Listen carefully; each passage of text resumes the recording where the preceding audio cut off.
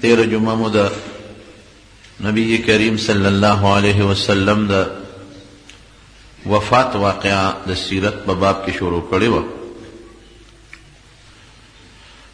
او دا مې درته ویلي چې نبی کریم صلی الله علیه وسلم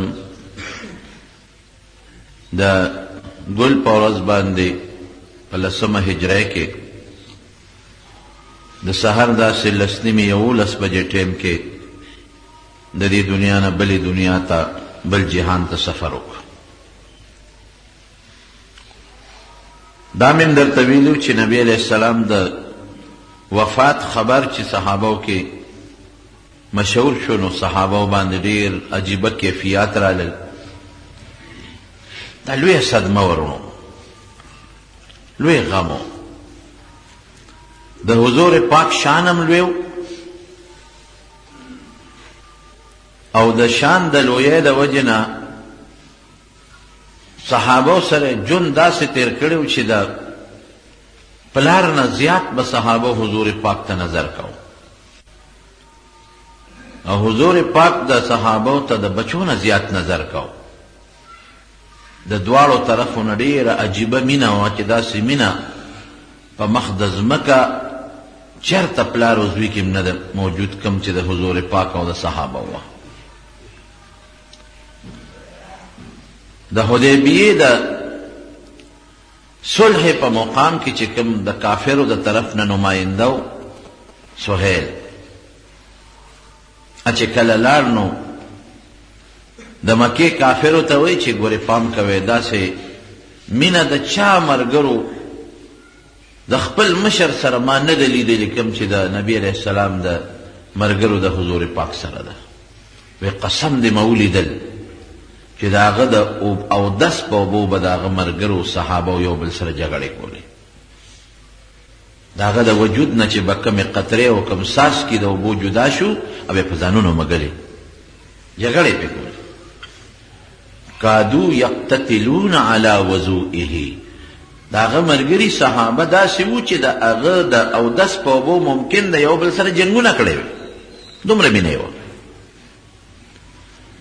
د پلار د اودس د اوبو نه خلک کرکه کوي، د مور د اودس د اوبو نه خلک کرکه کوي، او د حضور پاک د اندامونو مبارکو نه د اودس چې کومې اوبه بهېدلې صحابه او جنګونه کول. او بیا فرمایي دی خو بیا مسلمان دی. هغه وخت کې وایي کافرو ته وی د خولې نه چې به اخراج کې مبارک لاړې مبارکې توکلې دا مبارک خو سره مونږ لګو. هغه وخت کې دی کافرو چې اخراج کې او لاړې به کله توکلې ځمکې ته نه دي رسېدلې، هغه به د ملګرو په لاسونو نیولې او په ځان به مږلې.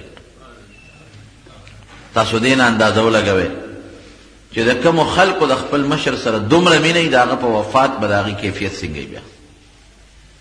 او حضور پاک په خپله د صحابو متعلق هغې ته به وی انما انا لکم بمنزلة الوالدة للولد. وی زه ستاسو دپاره داسې یم لکه پلار د بچو دپاره. او دسماتې چلونه یې ورته ښولې دي او دس به داسې وچوئ، دومره کاڼي به استعمالوئ، اوبه به داسې استعمالوئ. دې نه اندازه ولګوئ چې د صحابه او د حضور پاک په منځ کې څومره محبت و، څومره مینه وه. نو چې داسې د مینې شخصیت د خلکو د من نه لاړ شي او بیا د الله پیغمبر هم دی او دومره لوی عظیم شخصیت هم دی او صحابه له عجیبه محبت او مینه هم ورکړې ده، نو د دې صحابه به څه کیفیت و. حضرت انس رضی الله عنه فرمایي وی په کومه ورځ چې حضور پاک مدینې منورې ته تشریف راوړو اضاء کل شیء، هر شی روښانه وای. او په کومه ورځ چې نبی کریم صلی الله علیه وسلم د دنیا نه تشریف راوړو و انا لفی دفنه، وی موږ د حضور پاک په دفن کې لا مصروفه وو. موږ لا د پیغمبر علیه السلام د قبر مبارک د خاورو نه لاس نو څنډلی، دفن کې مصروف وو. او اظلم کل شیء، وی هر شی تیار تیار و بیا هغه سم نه محسوسو. دا هغه روحاني کیفیت دی، ظاهري کیفیت بام بھی ممکن دا، خدا کا روحانی کیفیت تے من زړه کې وجیبه خوشحالي او سکون یو رڼا محسوسوله او په نظر راته د دنیا روښانه ښکارېده. دفن کې موجود یو لاس نه دي څنډلې چې موږ ته هر شی تیاره تیاره ښکاري. نو کیفیت په حیواناتو د حضور پاک یو بغله ورته وایي په عربۍ کې، تاسو قچره ورته وایئ، چې نبی علیہ السلام به په هغې باندې سورلي کوله. چې حضور پاک وفات شو هغه نیغه روانه وه کوي ته ځان وغورځو. دې نه اندازه ولګوئ د حیواناتو د پیغمبر علیه السلام سره دونه مینه ده، نو د انسانانو څومره محبت او څومره مینه به یو قیامت راغی په صحابه. ما درته ویلي چې حضرت علي رضی الله عنه بالکل بېهوشه شو، دومره یې وجړل چې بېهوشه شو. هغه نوحه د جاهلیت منع ده چې هغه ځان وایي او ځان ټکوي او چغې وباسي، دا صحابو نه دي کړی، دا په شریعت کې منع دي. حضور پاک دې نه منع کړې ده. ګریوان شلول او مخونه وال او چغې وال او د جاهلیت چغې وال دا بالکل ممنوع دي. هر څومره لوی شخصیت چې وفات شي دا به نه کوي، دا منع دي په شریعت کې. لیکن د زړه درد خو دی که نه، داسې وجړل سترګو نه اوښکې روانې دي، بېهوشه پرېوت. حضرت عثمان رضی الله عنه یو صحابي وي، دیوال ته ډډه والې وه، زه ورسره خبرې کوم، چاړه دي ګونګې دي، ژبې کار نه کوي. حضرت ابوبکر صدیق رضی الله عنه متعلق مې درته ووایي چې په منبر ودرېد، تورې لار کې ونیوله، چانه مې واورېدل چې حضور پاک وفات دی، په دې توره به دې سر وه. ګورو دا ورته پته ده چې حضور پاک به وفات کېږي، لیکن اوس کار نه کوي دماغ. کیفیت د زړه غم صدمه راغلې ده. وی کوه تور ته چې څنګه موسی علیه السلام د الله ملاقات ته تللی، دغسې هغې هم تللی دي، او راضي به چې څوک وایي چې وفات دی منافق دی، په دې توره به دې سر وه. او حضرت ابوبکر صدیق راغی جړا کوي. صحابي وایي د سینې نه سلګۍ وځي، الله استقامت ورکړو، سترګو باندې اوښکې روانې دي، نیغ په حضور پاک ورغی. او چې نبی علیه السلام مبارک یې وکته پوه شو د بیبي عایشې د لور په کوټه کې ښکلی یې کړ، فاکب علیه پې ورپرېوت، وقبله او ښکلی یې کړ او ورته وایي بأبي انت و امي یا رسول الله، زما مور و پلار درنه قربان، طبت حیا و میتا، په ژوند څه ښکلی وي او په وفات څه ښه شتی. او بیا فورا راووت. بس پوه شو چې راووت، خلک عمر ته تاو دي او هغه توره ایستې ده، او څوک یو ځای جاړي، څوک بل ځای جاړي، چې دا څه کیفیت دی. حضرت عمر ته یې وی کوز شي عمره، نه کوزېده منبر نه، هلته بل جومات کې ودرېده او دا اعلان یې وکړ: من كان يعبد محمدا صلى الله عليه وسلم فإن محمدا صلی الله علیه وسلم قد مات. اے خلق اعلان ووره که څوک د نبی علیہ السلام عبادت کوي بس دنیا نه تللی، او که څوک ومن كان يعبد الله فإن الله حي لا يموت، که څوک د الله عبادت کوي الله جمدې دی، هغه له مرګ نه راسي. او بیا لا آیت لسما محمد الا رسول، نبی کریم صلی اللہ علیہ وسلم خدا اللہ برگزیدہ پیغمبر دے، استاد دے. قد خلت من قبله الرسل، دنا مخکم دے پیغمبران را لو د دنیا نه لاړل. افئن ماتا کدی وفات شي او قتلا او یا بالفرس وکړي شي، انقلبتم على اعقابكم، نو تاسو به بیا خپل ایمان پرېږدئ، دین به پرېږدئ. ومن ينقلب على عقبيه فلن يضر الله شيئا وسيجزي الله الشاكرين. که څوک دین پرېږدي، د حضور پاک ولې وفات شو؟ دا دین خو هغه سره متعلق و چې لاړ دین هم ختم شو. وی دا خدای څه نشي کولی، خدای جمع دی، د الله عبادت کوي. او بیا پوره اعلان وکړو، ناشنا بیان یې وکړو. ایرونو وی حضور پاک ډېر ګوره تعزیت ورکوي د صبر. ای مسلمانانو، حضور پاک له خدای ډېر ژوند ورکړ، 3 کاله عمر. د رسول الله مبارک نه خدای د دین ډېر لوی کار واخیست، د هغه په ذریعه الله دین مکمل کړ. هغه د خدای ملاقات ته لاړ. اوس موږ د خدای دین پرېږدو، داسې دین حضور پاک راوړه چې هغه محکم دی، منسوخ کېدو والا نه دی، تر قیامته پورې به موجودي ختمېدو والا نه دی. موږ به خپل او موږ له داسې قرآن راوړی دی چې رڼا د رڼا، حلال پکې دي، حرام پکې دي. موږ به د پیغمبر علیه السلام د راوړل شوي دین تابعداري کوو. د حضور پاک مینه دا ده چې د هغه د دین تابعداري وکړو. حضور پاک سره محبت دا دی چې د هغه قرآن کلک ونیسو. حضور پاک سره مینه دا ده چې هغه کوم احکامات راوړي د هغې مونږ پابندي وکړو. بیا عمر ته وایي عمره تا دا نه دي اورېدلې انک میت وانهم میتون، چې دا خلق بم د دنیا نه سفر کوي، مرګ برازي، حضور پاک لبم راځي. او دا دې نه اورېدلې وما جعلنا لبشر من قبلك الخلد، وما جعلنا لبشر من قبلك الخلد، چې ستانه مخکې د یو بنده لپاره ما همیشه ژوند نه دی مقرر کړی. افإن مت فهم الخالدون. دا دې نه اورېدلې چې بالفرض چې تا نه خدای ساه واخلي او د دنیا نه د رخصت کړي نو نور خلک بلا جمدي پاتې کېږي.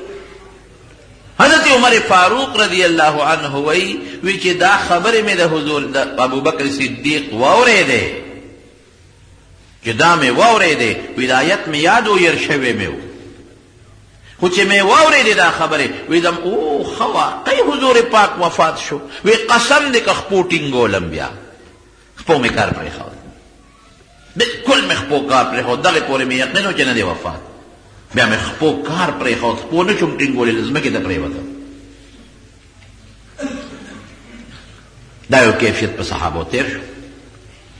وفات د حضور پاک مبارک وشو، چې وفات وشو په دې کې سره اختلاف جوړ شو، او بی بی فاطمه رضی الله تعالی عنها په هغې خو د غم غرونه پرېوتل.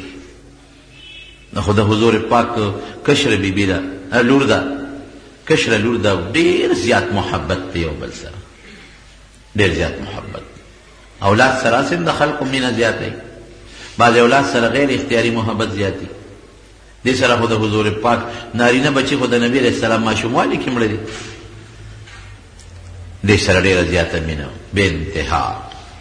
هغې به وي صبت علی مصائب لو انها صبت علی الایام سرن لیالیا، وی زما په دې سر داسې مصیبتونه پرېوتل، داسې غمونه، وی که دا مصیبتونه او غمونه په دې ورځو را پرېوتل، د ورځو نه رڼا به ختمه شي، دې نه به شپې جوړې شي.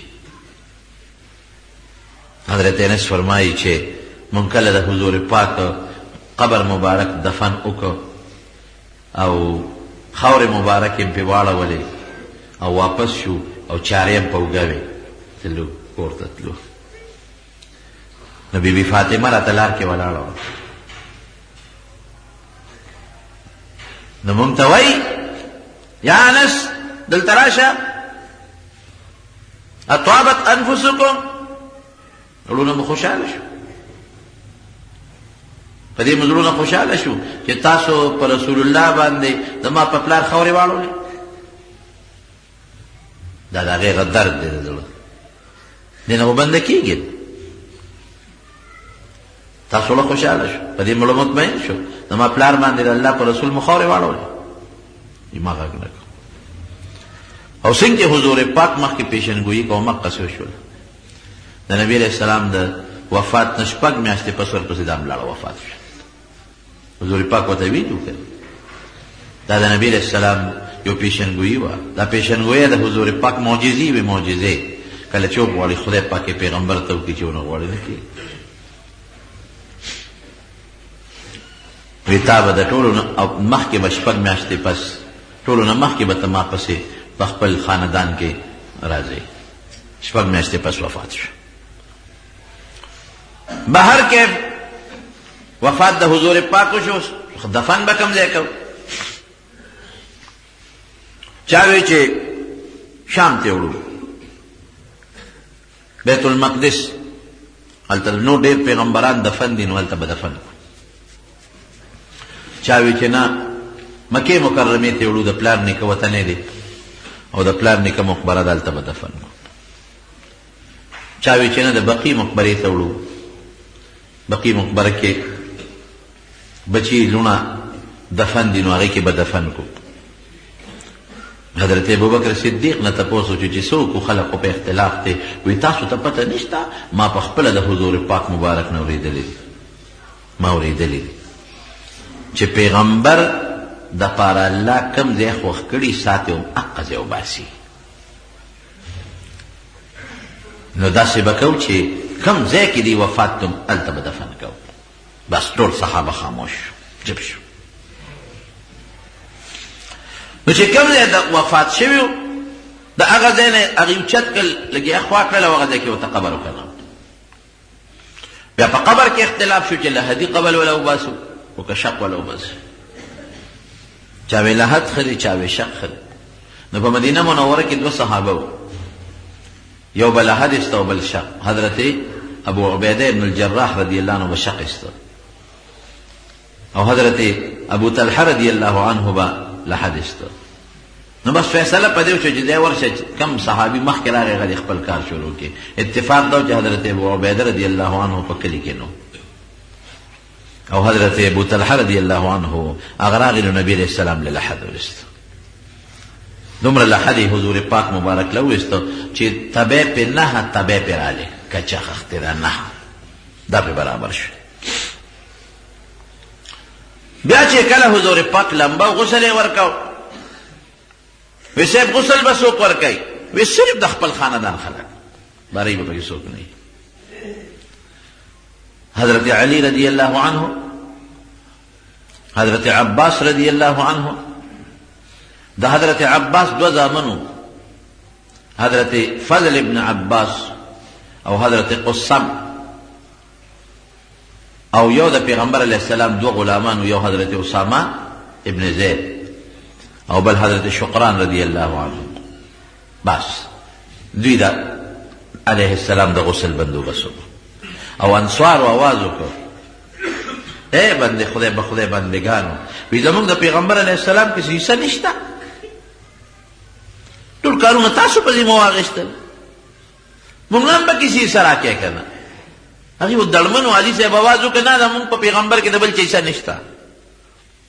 نو بیا یو صحابي دی حضرت اوس انصاری رضی الله عنه هغه وردن وی زرادتم را دن نشه نو هغه به اوبه راوړلې.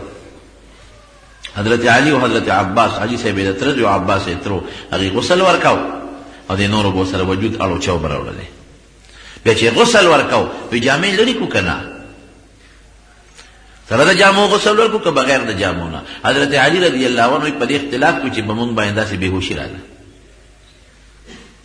ځنې مخکته شوې. وی دې کې یو غیبي اواز شو چې پام کوئ د پیغمبر علیه السلام نه جامې ونه باسئ، سره د جامو غسل ورکړئ. وی سره د جامو مله غسل ورکړه. یو ناشنا خوشبو محسوسه کړه، ډېر عجیبه. بل شا او د یمن د سحول ښار د خامتا دوه سپینې څادرې وې، د خامتا د سحول ښار دریس یو نه ورته کمیس جوړ کړه. دا حدیث کې راځي چې قمیص پکې نو، هغه دا ګنډلې کمیس پکې نو، دا چې مونږ کوم ګنډلې کمیس وي د کفن کې خو ګنډلې نه وي که نه، هغه ناګنډلې کمیس وي. یو هغه کمیس او دوه څادرې وې. سحول ښار په یمن کې دلته جوړ شوی د سپینې خامتا، هغې کې حضور پاک مبارک له کفن ورکړه. چې کله کفن وشو په جنازې سره به څه کوو؟ بهر راوباسو؟ وی نه. په مسند د احمد کې او په مسند د بازار کې یو حدیث دی، نبی علیہ السلام نه چا تپوس وکړ صاحب تا له جنازې به څه طریقه یې؟ وی چې کله زه وفات شم او تاسو ما له کفن راکې غسل راکې ټول بار روځئ، اول به جبریل راځي زما جنازه به کوي، بیا به میکائیل راځي زما جنازه، بیا به اسمان فرشتې، بیا به د ځمکې فرشتې جنازه کوي، بیا د عام مسلمانان جنازه کوي. نو چې څنګه دغسې وشو نو دی بار راووتل، نو فرشتو جنازه وکړه. بیا بیبیانو ازواج امهات المؤمنین هغې جنازه وکړه. حضور پاک نه تپوس شوی صاحب جنازه به ستا څنګه کوو؟ وی زما جنازه کې به درود شریف وایې، د الله ثنا به وایې، تکبیرات به کوئ او دعا به کوئ. نو داسې غونډه جنازه په بهر د حضور پاک نه ده شوې. درې درې څلور کسان چې څومره ځایدل کوټې ته هغې به دننه کېدل، جنازه به یې کوله، د الله ثنا به یې وي، درود شریف به یې وي، تکبیرات به یې وي، دعا به یې کوله، بیا به راوتېدل، بیا به نور ورتل، بیا به هغې راوتل، نور به ورتلل. اخره کې حضرت ابوبکر صدیق رضی الله عنه خلیفه شوی، هغه جنازه وکړه. ښځو جنازه کړې ده، ماشومان هم جنازه کړې ده. سیرت مصطفیٰ کې مولانا ادریس کان دهلوی رحمت الله علیه لیکلي دي چې تقریبا 1,000 کسانو د حضور پاک جنازه وکړه. خدا چې زمونږ د خلکو په شان جنازه د حضور پاک نه وه. خلکو به ځان ته دعا کوله او حضور پاک ته به درود شریف پوي او تکبیرات پوي. دې درمیان کې چې حضور پاک لا دفن شوی نه دی، د مدینې چې کوم باشندگانو انصار هغوی په سقیفه بني ساعده کې جمع شو او د هغوی دا سوچ و چې موږ به یو مشر مقررو، بادشاه به اوس مقررو، بادشاه به څوک وي. نو هغوی په دې یریدل چې هسې نه دا مهاجرین دي د خپل طرف نه څوک بادشاه مقرر نه کړي. هغوی را جمع شوي په سقیفه بنو ساعده کې، دا د مدینه منوره کې د دوی د میټینګ او د مشورو یو ځای یو باغ. ورسره یو څو مهاجر هم ورغلي وو. هغوی وایي موږ بادشاه مقرر و. مهاجر ورته وایي چې تاسو څنګه مقرروئ؟ انصار مهاجرین نشته. دې کې حضرت ابوبکر صدیق او حضرت عمر فاروق ته چې اطلاع ورکړه چې شابه زر ورشه ګورئ هغوی بادشاه مقرروي. دی روان شو. یو 2 کسه ولا لار کې مخې له رالل. هغوی ورته وایي شابه زر ورځئ ګورئ که ناوخته هم کړې نو هغوی بادشاه مقرروي. حضرت ابوبکر صدیق او حضرت عمر فاروق رضی الله عنهما دواړه ورلل. چې ورلل د دې یو مشر ناستو حضرت سعد بن عباده رضی الله عنه، دا د خزرج قبیلې سردارو. تبه یې د پاسه په صدر پروت او انصار ډېر زیات را جمع شوي دي. حضرت عمر فاروق رضی الله عنه ورته وایي چې تاسو څه له جمع شوي؟ انصار وایي چې موږ ځان له مشر جوړو. او بیا تقریر دا وکړه چې ګوره موږ خو د مدینې خلک یو، تاسو د بار نه مهاجر راغلی، دا خو زمونږ حق دی چې مشر به زمونږ وي، بادشاه به زمونږ وي، دا وطن زمونږ دی، کلي زمونږ دی.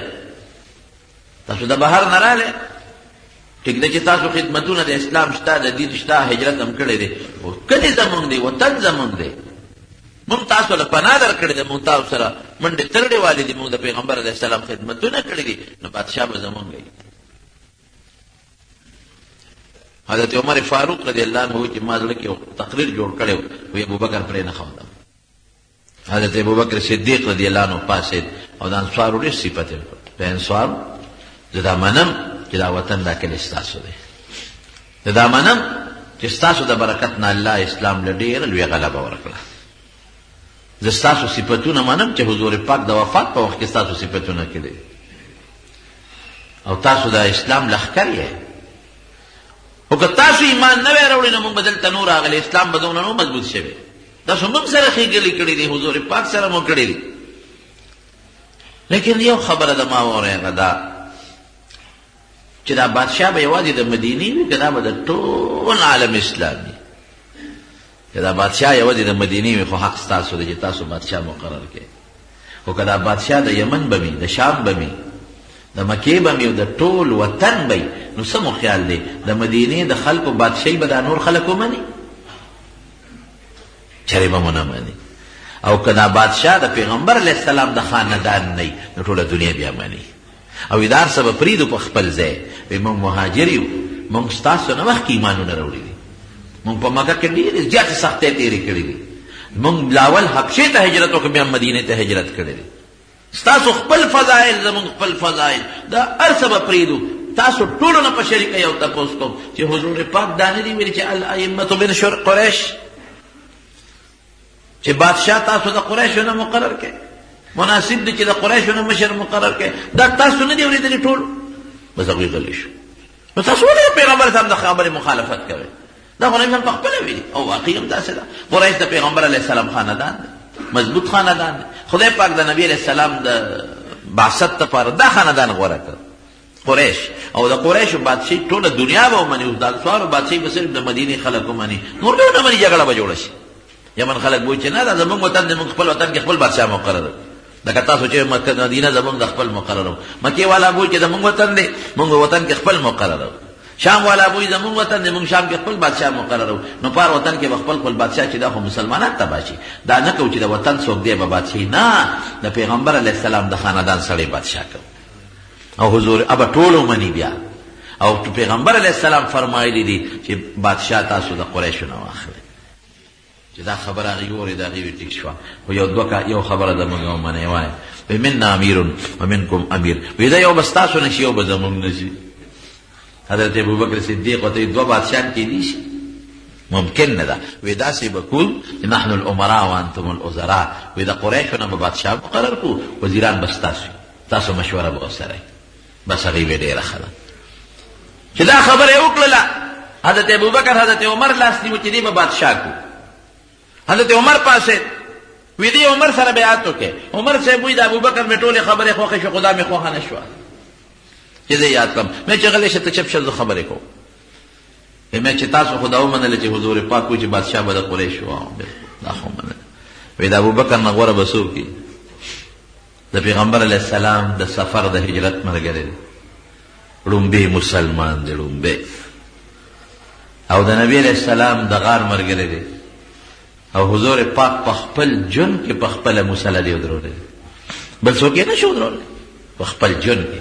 او چې کله به نبی علیه السلام چېته بار وته، ابوبکر به په کلي یو ځل صلح لته، نو بلال ته یې وی که زه رانلم د دوو کسو صلح یې کوله، ابوبکر مخکې که چې دې موضوع کې تاسو ته پته نه ده د ابوبکر نه زیات قیمتي او حضور پاک ته خوښ او په صحابو کې بهترین انسان بل څوک دی چې هغه ونه کړه. بس ابوبکر ته یې لاس را دې خوا کړه، لومبی بیعت ورسره حضرت عمر فاروق وکړه، دا زموږ خلیفه شو. بیا انصار دارې لغې بیعت وکړه، دا زموږ خلیفه شو. دې ته خاص بیعت وایي.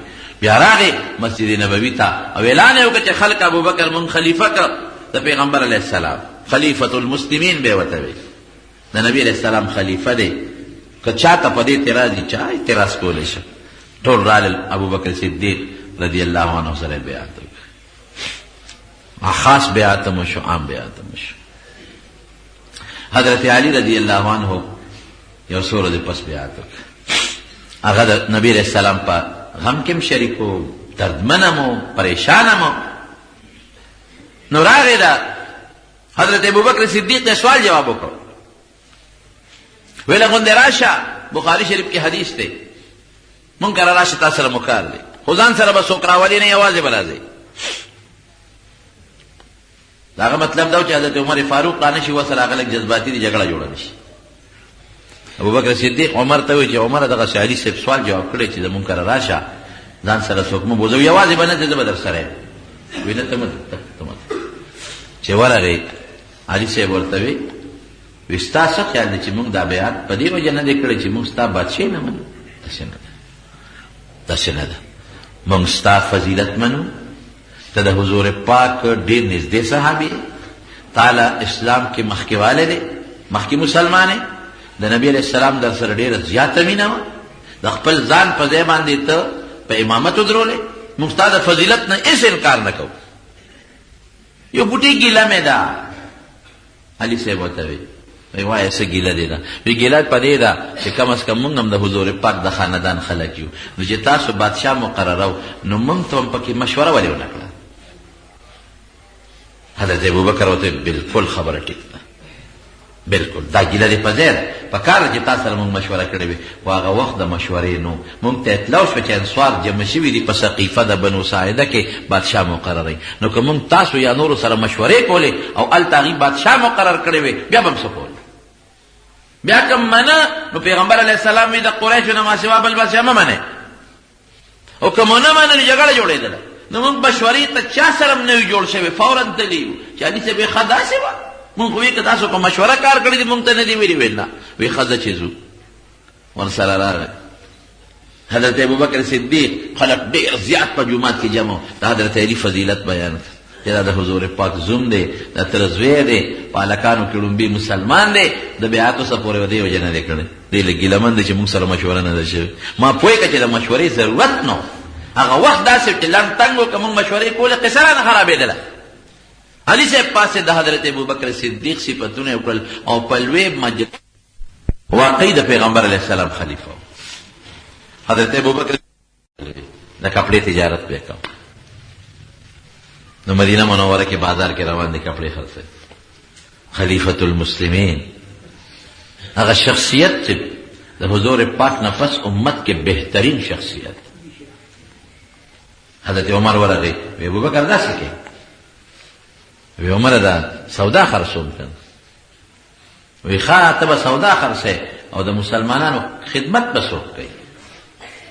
بادشاہ نه د مسلمانانو هغوی به څه کوي؟ وی زما بچي به څه خوري؟ بچوله به څه نه بیټه؟ بچي به مې څه خوري؟ به زما ټکله کونې ور راوسته او چې راوسته ټول خلک یې غونډ کړل مشران. وی دا ابوبکر که خپله سودا خرڅوي زمونږ خدمت به څوک کوي؟ بادشاه خو هر وخت د قوم په خدمت کې وي، نو زمونږ خدمت به څوک کوي؟ دل یو تنخواه مقرره. حضرت ابوبکر صدیق پاسید خلکه ما مقرره زه به دا خپله کپړه خرڅوم، په دې زما د بچو ډېره ګزاره کېږي. وی نه نه ترخی ولا مقرر.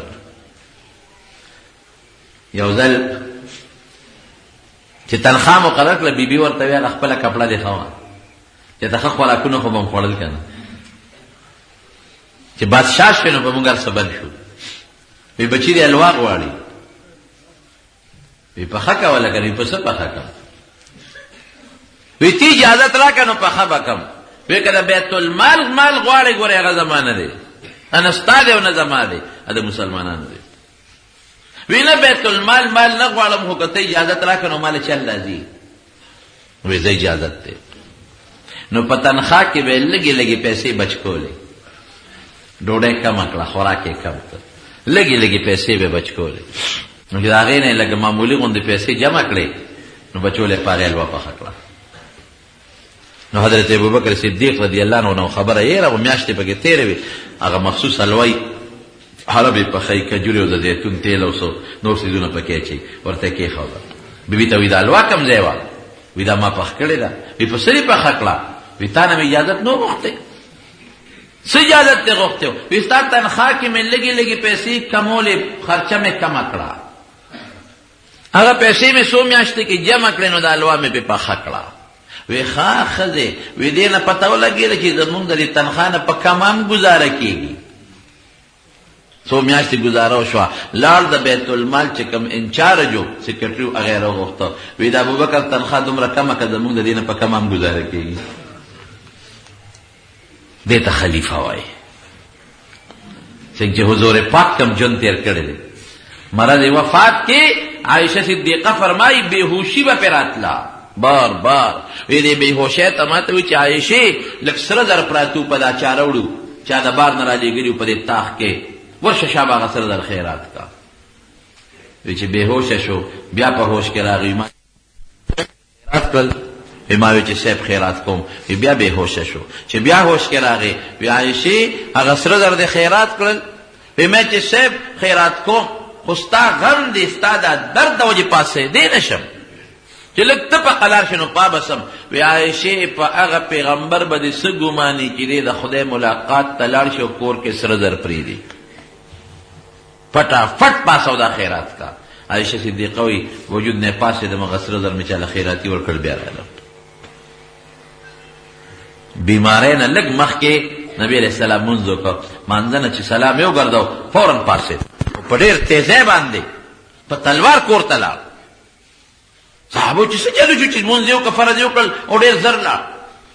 او چې بیا لږ ساعت پس واپس راغی، صحابو ته وی تاسو به زما د دې تلوارې نه یو بوټې څه تعجب اخیستي؟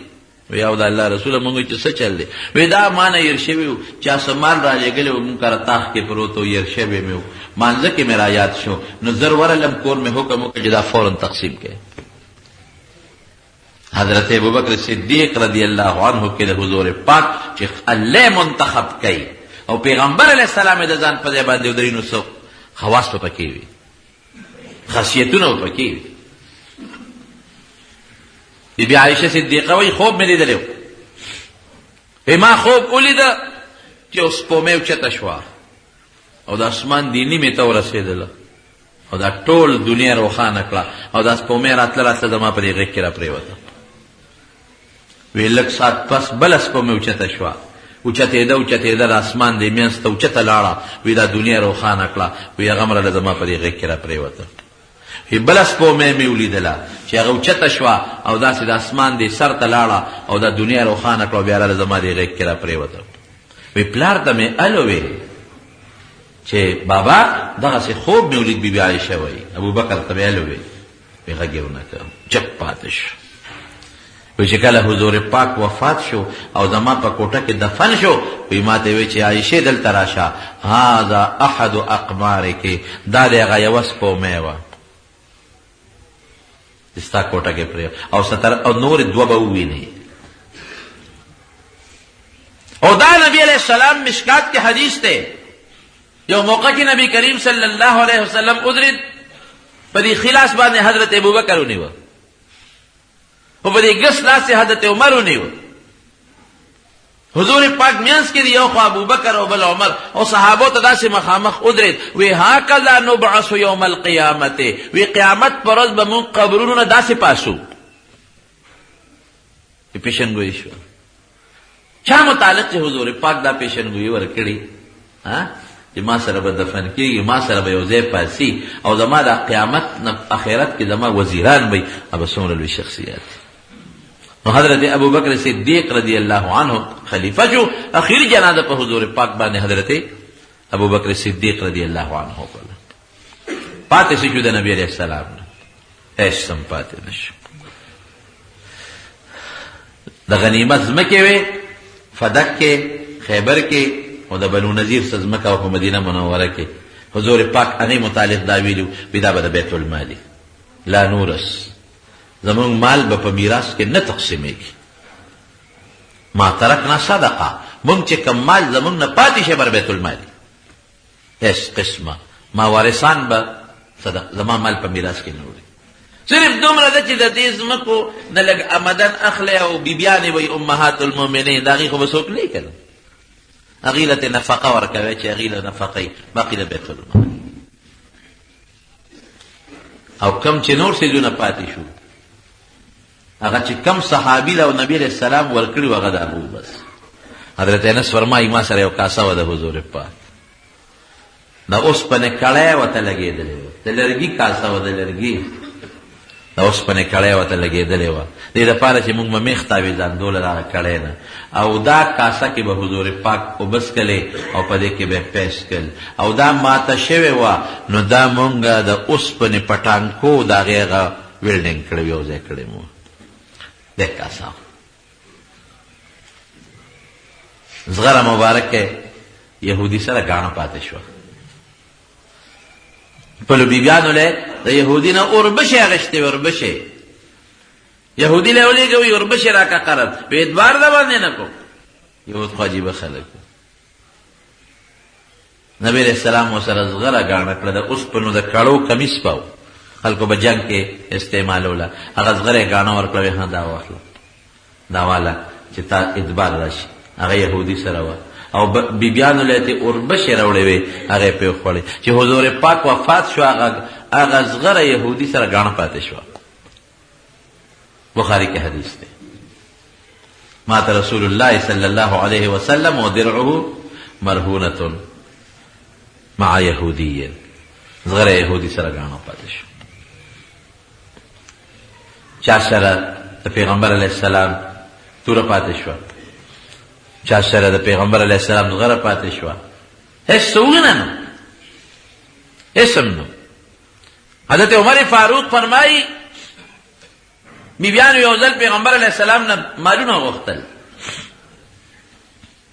ښځې خامخا جامې ښه غواړي په واده خاده کې خو د ښځو جامې پکاري کالي غواړي نبی علیہ السلام نے دا سیزونه غوښتل حضور پاک او ورته پته مو چې نبی علیہ السلام له مال د دنیا راځي او خیرات کوي نو موږ لرې پکې څه راکړي که نه نبی علیہ السلام چې خفه شو براوخت بره د کوټې د پاسه کچه کوټه وه د هغې د پاسه بله کوټه وه هغې ته وخت بیبیانو نه لږ ځان خفه کړه چې دوی دا کالي او جامې مامې نه غواړي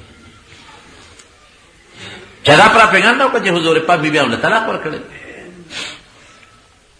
حضرت عمر فاروق رضی الله عنه غمجن شو وی رالم بچ رالم بر ورخته لومبه تاسو خو مې دا وکړه د الله رسول طلقت النساء کته بیبیانو طلاق ورکړ چې لا نه ما نه دی ورکړ والله اکبر خوشاله شو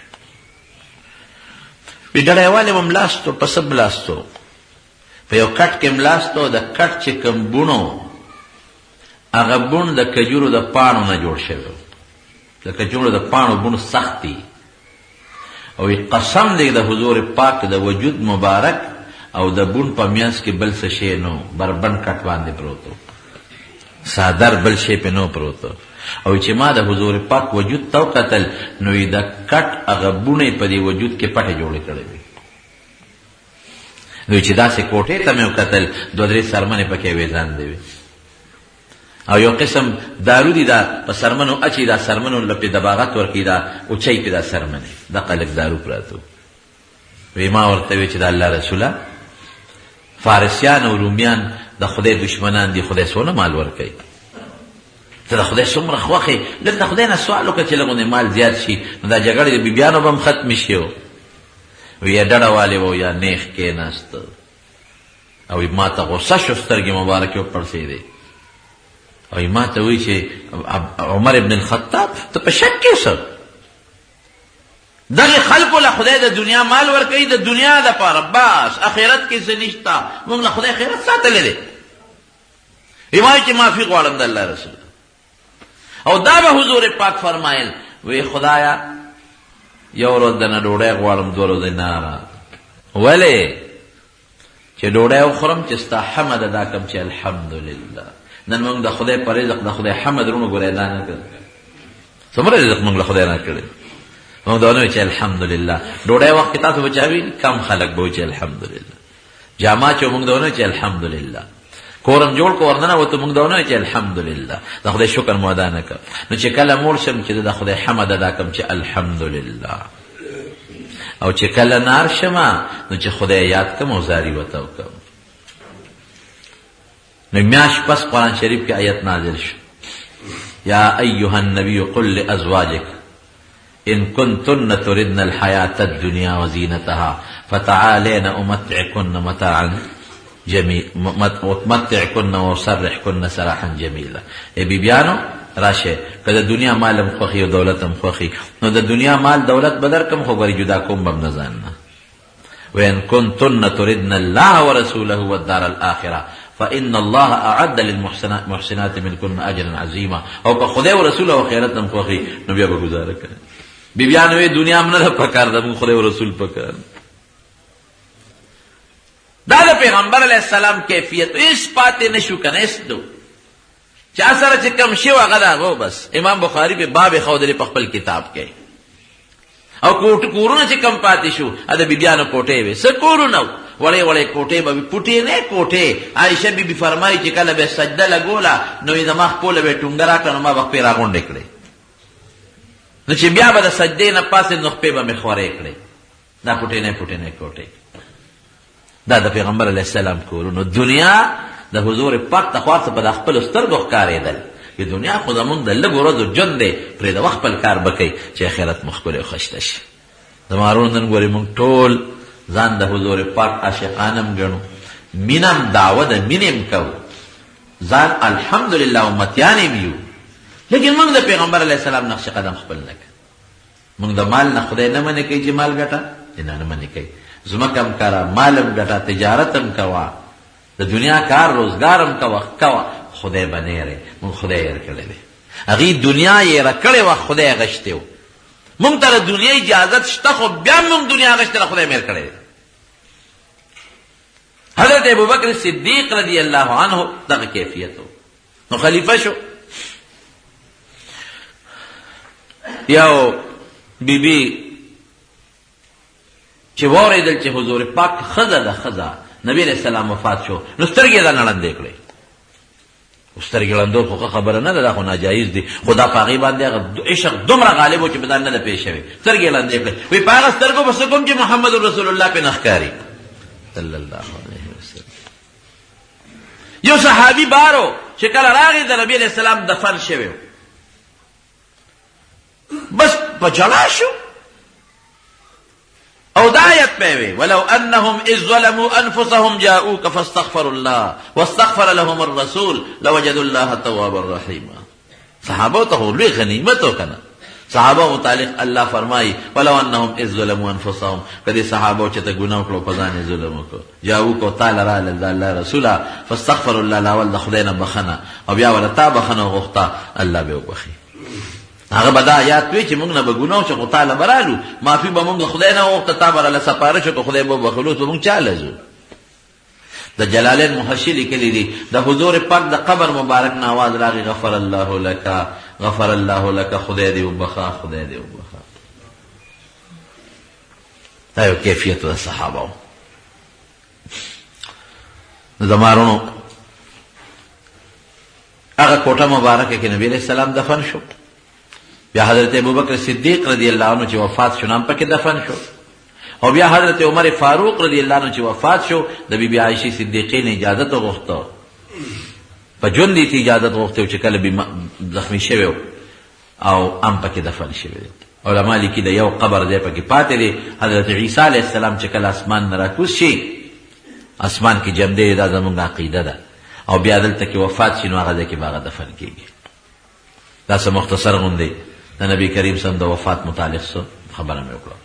ورونو یو خبر به ذهن کې واچو، مونږ ټول الحمدلله د نبی علیہ السلام امتیان یو، مونږ خدای ډېر احسان کړی، ډېر عظیم احسان، او د نبی علیہ السلام ښکلی وړل شوي دین په هغې باندې زمونږ ایمان دی، قرآن باندې زمونږ ایمان دی.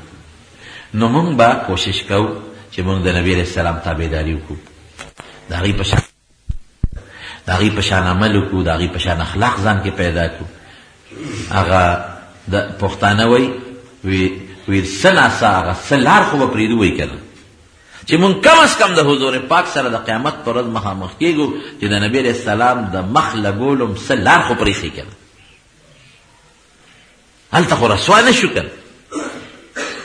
یو حدیث کې به راځي، یو حدیث کې راځي وی بعضې خلک به وی زه به د حوض کوثر په غاړه ناست یم، وی فرشتې به ما نه خوښوي، زه به یم دا خو زما ملګري دي، فرشتې به شړي چې تا ته پته نشته چې ستا نه پس دوی څه کړي دي. نو خدای دې نه کړي چې قیامت پر ورځ مونږ په دې تمه یو چې مونږ خو مسلمانان یو، امتیان یو، او مونږ د حضور پاک سفارش تمه کوو او هغې د حوض کوثر له دو فرشتې نه مټه ونیسه او خامو کړي. څه رسوایي به کافر که شړي خو دا هغې خو دنیا کې مزې کړي دي، هغې خو دنیا کې ایمان نشته که نه، مونږ خو دنیا کې دعوه کړې ده. باباجي زموږ یو خبره کوله یاده مې ده، یو قسم شیطان دی قرین ورته وایي چې دا شیطان انسان پیدا شي نو دا ورپسې ولګوي، نو چې کله دا کافر یا دا بدعمله سړی جهنم ته کله غورځوي نو دا د خاص شیطان به ورسره په دې لاس په دې اتکړو کې تړلي ورسره به دوزخ ته غورځوي. باباجي زموږ به یو خبره کوله، هغه وی دا دوزخ په خپل دی یو لوی عذاب دی، وایي دا به لوی شرم وي چې د انسان لاس د شیطان سره تړلی شي او دوزخ ته یې غورځوي. خدای هم داسې رسوایه نه وساتي. درود شریف ډېر وایه، موقع په موقع درود شریف ډېر وایه په نبي علیہ السلام، او د هغې په نقش قدم کوشش وکړئ، الله هم سوال کوئ چې خدای مو د هغې په نقش قدم روان کړي. درود شریف یو ځل وایه. اللهم صل وسلم علی سیدنا و مولانا محمد و آله وصحبه اجمعین. دا ملګري دي بچي نشته، دعا غواړي الله دې ولې نارینه اولاد ورکړي، دی وی روزګار مې نشته چې د چا هم روزګار نه الله دې ولې روزګار ورکړي، دلته هم خدای روزګار ورکړي. مړي ته ځان په لحد کې نشته په شریعت کې، یو مریض اسپتال کې بیمار پروت دی، الله دې ولې شفا ورکړي. دعا وکړئ یا الله ټولو مریضانو ته شفا ورکړي. یو دوست زموږ د پېښور راغلی دی، بیمار دی غریب، هغه ته هم دعا کوي چې خدای ولې روغ صحت ورکړي. نو څومره مریضان دي په اسپتالونو کې او په کورونو کې شفا دې خدای ورکړي. زموږ د جمع دلته کې حاجي صاحب دی، هغه هم بیمار، دعا ورته وکړئ چې الله تعالی ولې روغ صحت ورکړي. مردګانو ته دعا کوي چې الله مغفرت نصیب کړي. که د چا اولاد نه خدای دې ولې نارینه اولاد ورکړي. که څوک پریشان وي خدای پاک دې ولې پریشاني په خوشحالو بدله کړي. الله یې زموږ د دواړو جهانو خیر نصیب کړي. یا الله موږ د حضور پاک په نقش قدم روان کړي، د هغې د مبارک لاس د حوض کوثر اوبه هم نصیب کړي، د هغې د جنډې لاندې جنت ته بوتلی کړي، د هغې مبارک ښکلې عقیده د اهلسنت والجماعت او ښایسته اخلاق اعمال هم نصیب کړي. په دې وطن کې د قرآن او سنت نظام راولي، دې وطن کې امن او امان راولي. خدای زموږ د ټولو د پیغمبر علیه السلام تابعداري نصیبه کړي، د شریعت اتباع نصیبه کړي، کور او بارم خیر او برکت نصیب کړي. څوک پریشانې ټینشنونو کې هغه الله په خوشحالو باندې بدل کړي. اخر وخت کې بخلي دا کلمه نصیب کړي، لا اله الا الله محمد رسول الله.